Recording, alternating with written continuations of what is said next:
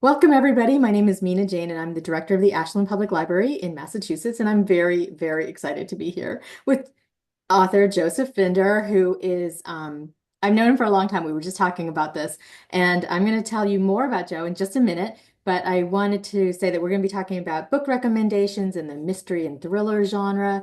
I'm going to be looking to you to use the chat to let us know what you're reading so I can include it in a recap email I send out to all of you with all of Joe's recommendations. So, really quick, I want to say thanks to the Friends of the Ashland Public Library for supporting all of our programming. And I'd like to thank Joe for letting us share this program with other libraries because when libraries work together, we make magic. And so, as Joe knows, we are doing lots of book recommendation programs. It's sort of like the bread and butter of libraries. And so when he said yes to doing this, I was absolutely thrilled. I was like, this is so cool because I don't know if you've read it yet, but his newest book, The Oligarch's Daughter, is amazing. It you just go out and read it. That's all I'm going to say.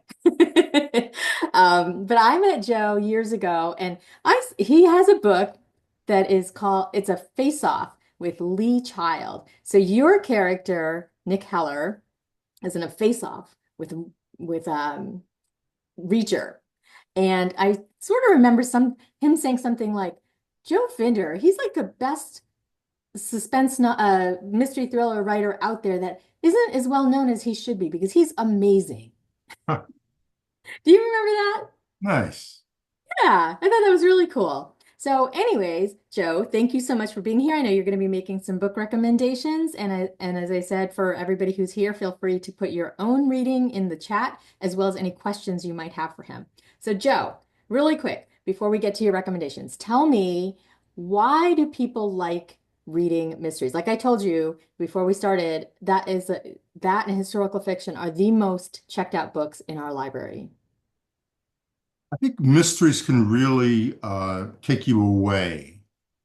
So I think that getting out of your regular life is Mhm. easier with a really involving book like a mystery or a thriller.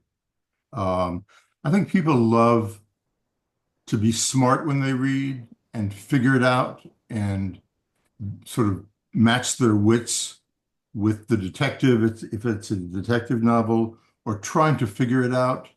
Um, and that is sort of using a part of your brain that's not just the part of the brain that casts, you know, the novel that you're reading that shows the characters in your head. Um, so I think that it sort of exercises a few different muscles. Mhm. And is that where the term armchair detective came? Because that's what we are when we read a mystery thriller. We're trying to figure it out, as you put it, Yeah. like the clues out there, right? Yeah, yeah, that's right. Okay. Um, and which is important for a writer to know because you've got to keep in mind that your readers are smart and they've read a lot of other books. hmm So they know the tricks and hmm know what to expect. And you have to defeat them, defeat their expertise. So you're like really battling against a lot because I've heard a lot of people say, I read this book, I can usually figure out the bad guy or the villain within half of the book. So a good book to them, a good mystery is one that they cannot figure out who done it. Yeah, I think so. Yeah. Yeah. That's amazing. So what is the difference? And I'm sorry, I'm going to get to recommendations in a second, but what is the difference between a mystery and a thriller? So a mystery is a whodunit, hmm and a thriller is a howdunit. So a thriller um, uh, has elements of mystery in it, but we often know when you're reading a thriller who the bad guy is from the beginning. hmm Whereas in a mystery, we're trying to figure out who the bad guy is. So Mm. a thriller is really more about watching the story play out, watching the action, knowing the bad guy's there and the good guy. Um, so um, I think that's the main distinction. That's a really good one though, because I wasn't really sure. And I'm glad you explained it. Okay, so what is your first recommendation tonight? Okay, this is a book called Vantage Point by Sarah Sligar. I like this book a lot. I did not love it, I'll be honest. This is sort of about a an old money family that is sort of like modeled sort of like on the Kennedys, let's say. And um, the main character is Clara, and Clara's brother decides to run for the Senate. And then these intimate videos of Clara are leaked online. She doesn't remember filming any of them.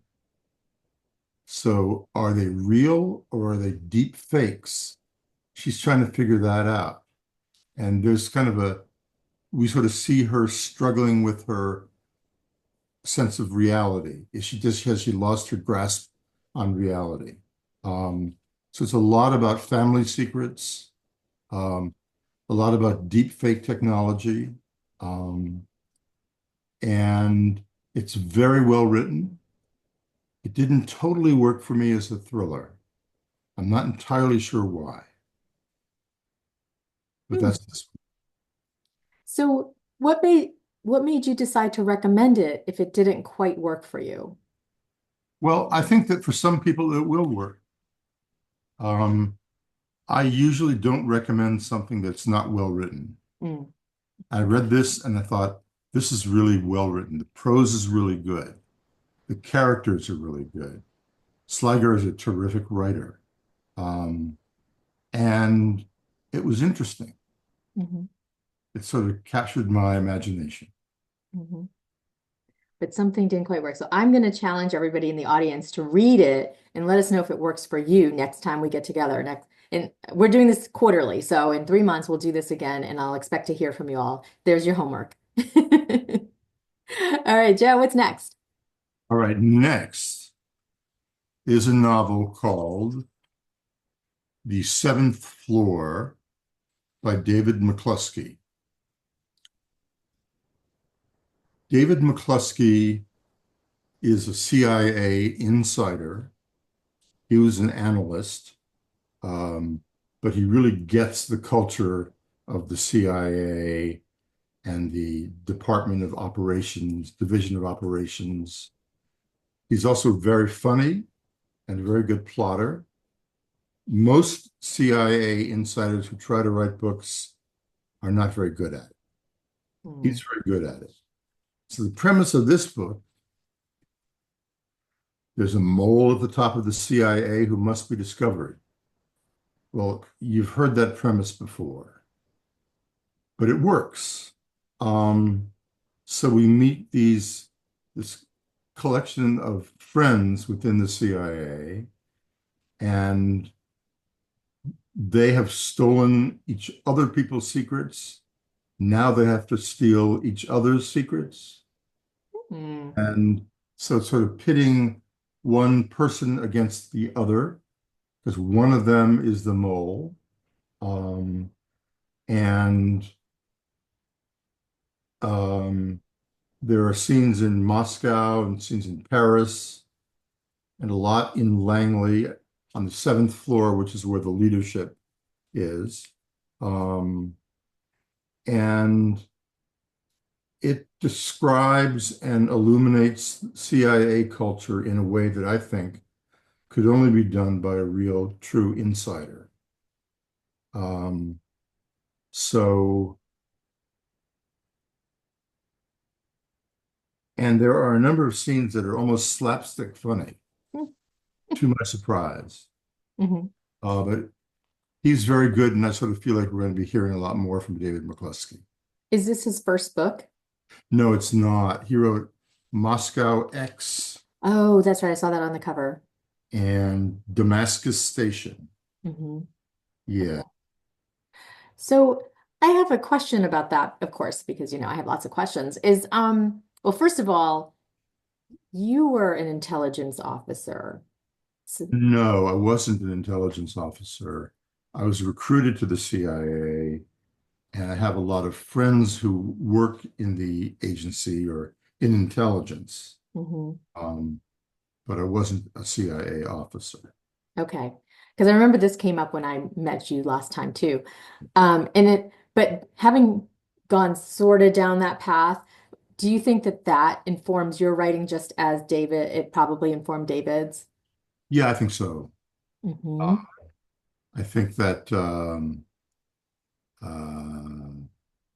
uh, it's important to me to to communicate a good sense of what it's like to work at CIA, what the culture is like at CIA. Hmm.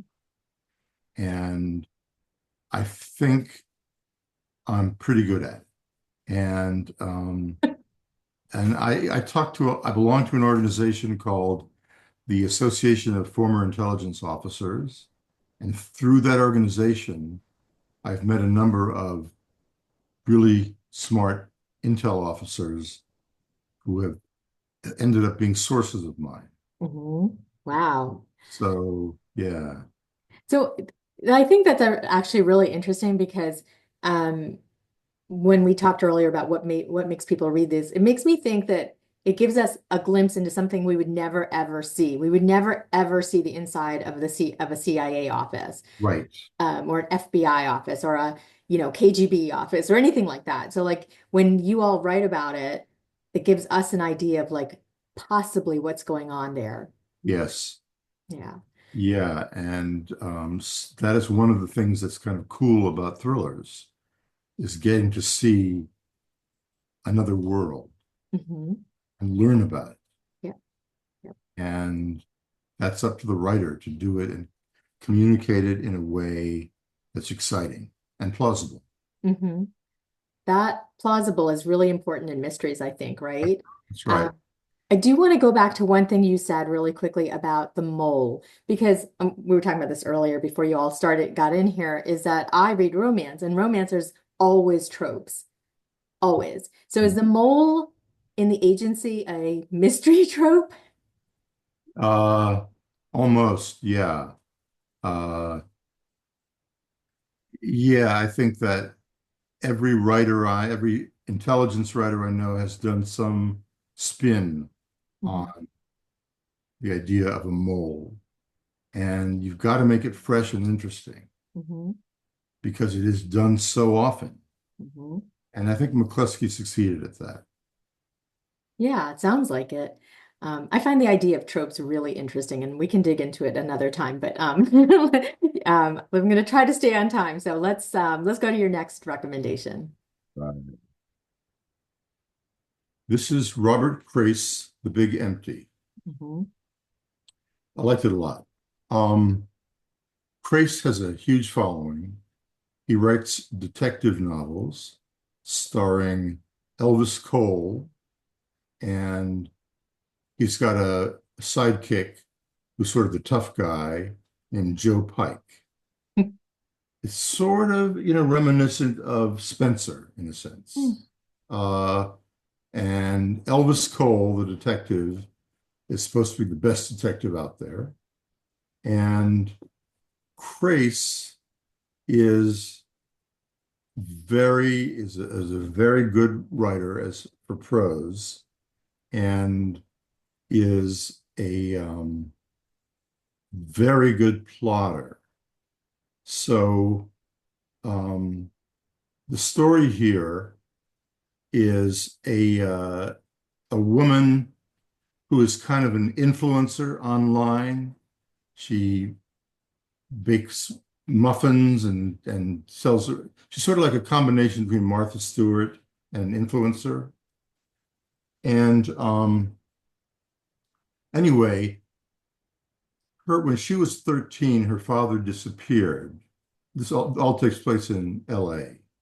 And um, but she does not believe her father just disappeared. She wants to know what happened to her father.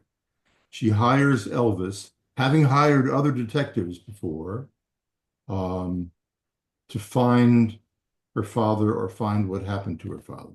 Hmm. So um,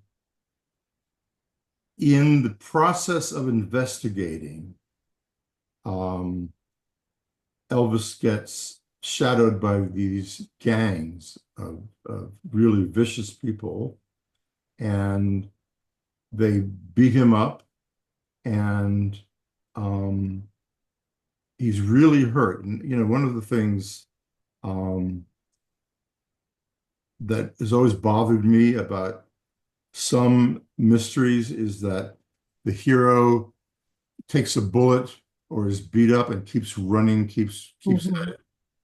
This guy goes into the hospital, and so it makes it more plausible. Anyway, the thing about this story is that um, the he's first trying to find what happened to her father, and then there's a big twist that the father may have been up to something and does not want to be found. And anyway, there's just one twist after another, sort of, blows you away. Hmm. And um, the victims become predators. I Um, like that. and the question is whether Elvis can save them all from this nightmare. Hmm. And anyway, so that's the basic story. And it's got just one twist after another. And I like that a lot. Hmm. I'm curious about this book because I think it's his 20th book Hmm. with these characters. How do you keep it fresh? I mean, you know these authors, their minds must be, and yours must be like full of twists as well. How do they keep it fresh? How do you all keep it fresh for that long? I think you've got to have a story that's different from book to book, Hmm. and your character has to have enough depth that we can sort of see different parts of him or her with each book Hmm. and learn different things about the character. If you do that and you have a different, fresh plot with each book, I think you're able to keep it fresh. Hmm. One of my favorite books series is by J.D. Robb, the In Death series. I don't know if you've read it. It's Nora Mhm. Roberts, but same thing. Like the main characters, you just learn something new about them every single book. Yes. And the cast of characters is really amazing as well. So there's always adding on people taking, like people come and go through her life. And you just go back because you want to see them over and over again. Yeah. Yeah. Yeah.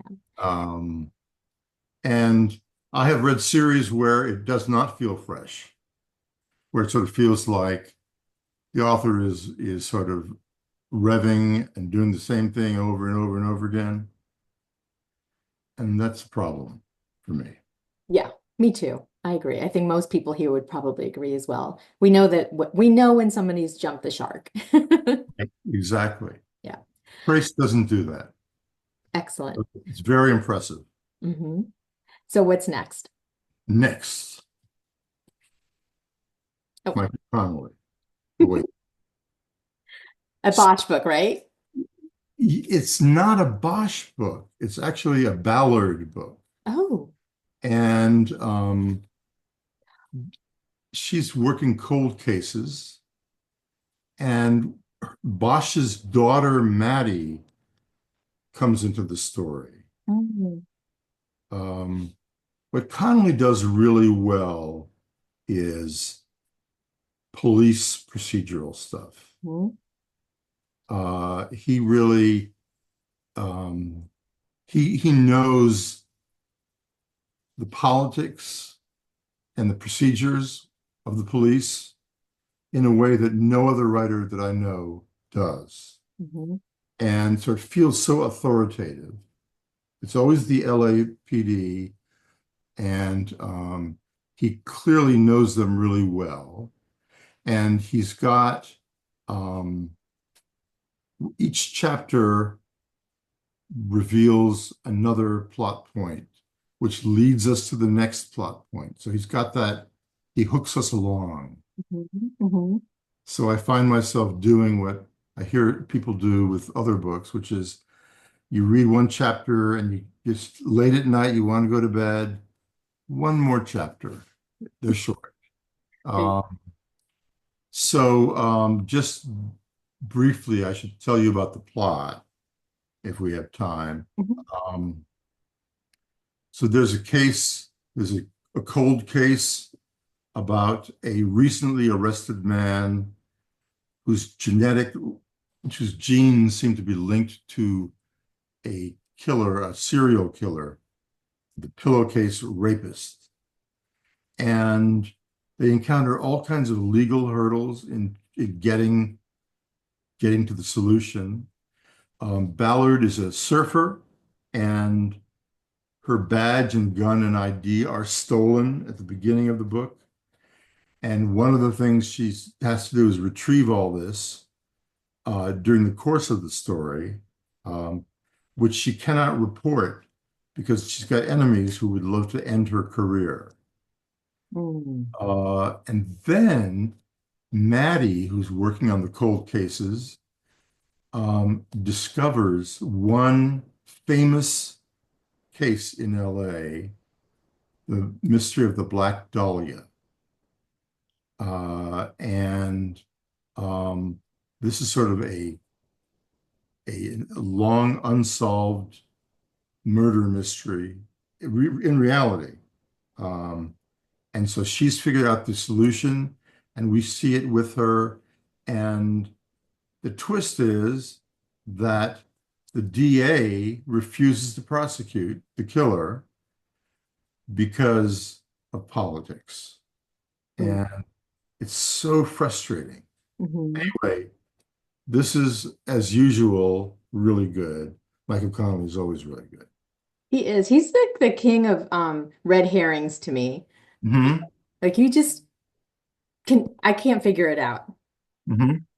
Yeah, yeah, So awesome. I mean, you can't go wrong with a Michael Connelly. right.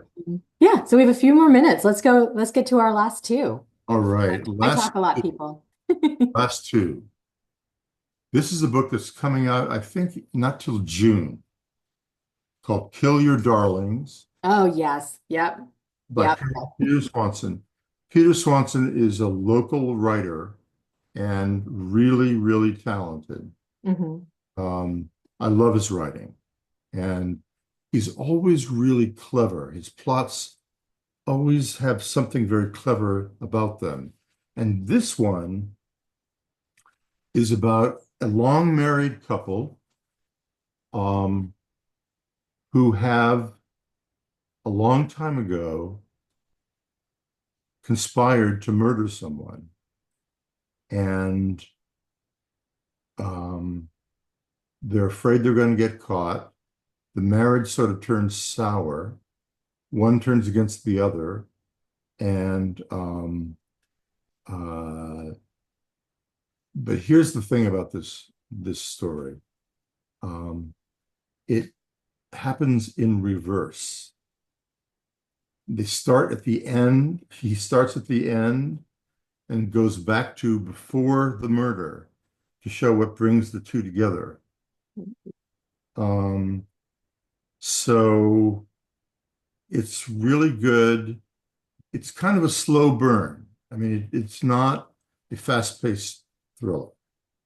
So that's a warning for those of you who like it faster. It's not, but it's really interesting to sort of go back through the marriage year by year in reverse, Hmm. see what happened, the murder, and why they did it. Um, Very clever. Is it like that movie Memento? Remember that one where it was Mhm. the whole story was told in almost in flashbacks backwards? Yeah, except Memento has that the guy couldn't remember anything. Yes. Yeah. Right. So that is different enough. Uh, Hmm. but uh, I thought it's really good. And this is going to be, by the way, a movie starring Julia Roberts.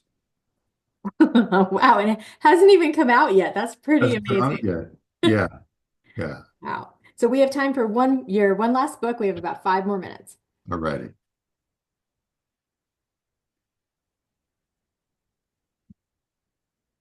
All right. This book, The Doorman by Chris Pavoni is how he pronounces it, um, blew me away. This is one of the best books I've read in years. Whoa. Will be a very big book. I'm convinced of it. Um, Stephen King said, Chris Pavoni has always been good, but this novel is way better than good.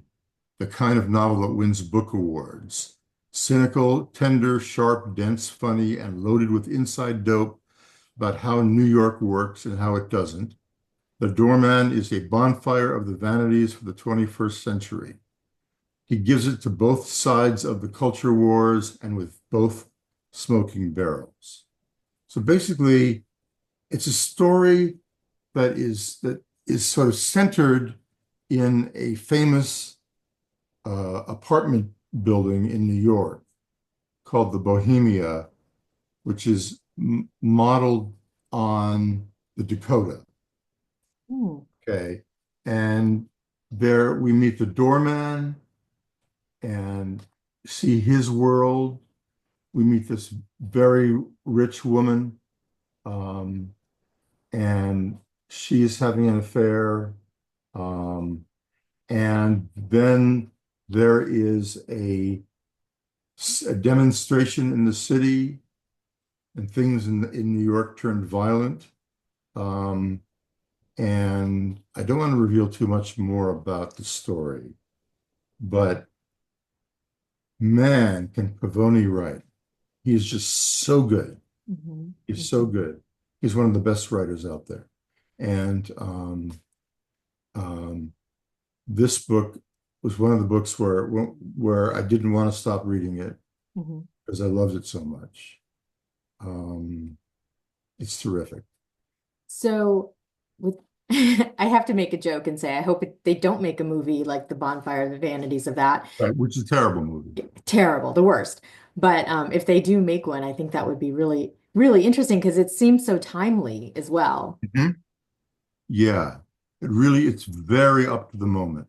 Hmm. Um, it's not for people who want a conventional thriller in the sense of, there's a murder and blah blah blah blah. Um, but it is very well paced and very gripping. Hmm. Sounds like So it. I think a lot of people are going to like this book a lot. Yeah, Ed just said that Chris Pavoni is fabulous. He just read Two Nights in Lisbon. Yeah, So good. this If is better than any of his other books too, by the way. This is his best. All right, Ed, and everybody, you heard it here first, or maybe second, if you've heard that before. But I find that the ending is the most important part of a mystery. Do you think that that's true? Yeah, I mean the beginning is very important too because it's got to grab you. Hmm. I have read books where it hasn't grabbed me at the beginning, and after a while I put it down. Hmm. But the ending is the trickiest part to do right. I mean, that sort of brings everything together. It's got to be paced right. Um, it's got to feel genuine to the Hmm. reader. Hmm. Um, yeah, the ending's very important. Well, it has to be satisfying, right? Yeah. It has to like get the bad guy, solve the mystery, give the victim justice. Hmm. There's a Yeah, lot, there's a lot of pressure on you. yeah, that's right. That's right. But he, as the term goes, sticks the landing. He really does. That's awesome. Well, Joe, this has been super fun for me. I hope everybody else had a good time too. And I look forward to more recommendations for you from you in 3 months, but I'll have that time to read these books. So that's really, um, I will have more information about my own opinion about these next time we meet. Great. Thank This you is so fun. much. Good. I'm so glad. Thank you, everybody, for being here. And I will see you again, hopefully soon. Happy reading. Good night, everyone.